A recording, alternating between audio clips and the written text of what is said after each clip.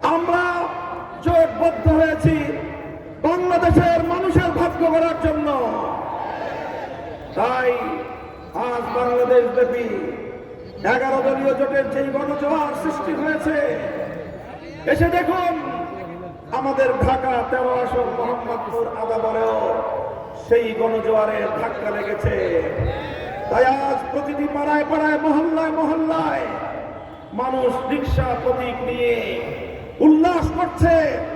উৎসব মুখর পরিবেশে 12ই ফেব্রুয়ারি গণভোটে হ্যাঁ এবং রিক্সা মার্কার প্রতীকে সিল মারার জন্য অধীর আগ্রহ নিয়ে অপেক্ষা করছে।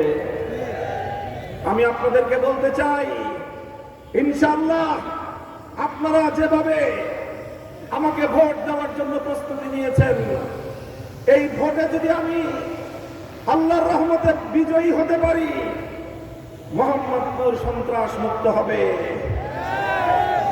মোহাম্মদপুরের ব্যবসায়ীরা ইনশাআল্লাহ আপনাদের আর চাঁদা দিতে হবে না।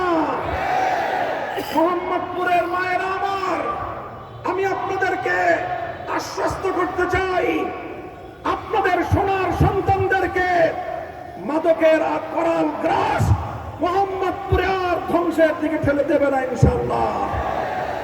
মাদক, সন্ত্রাস, চাঁদাবাজি মুক্ত এক মোহাম্মদপুর ইনশাআল্লাহ আমি আপনাদেরকে উপহার দেব ইনশাআল্লাহ।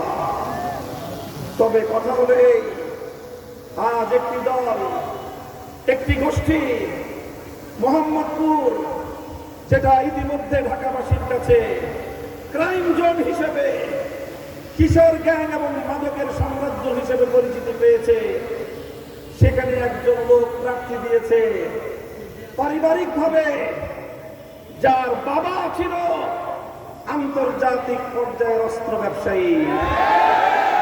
আমি জানি না এই মোহাম্মদপুরে কেন অস্ত্র ব্যবসায়ীকে পাঠানো হলো।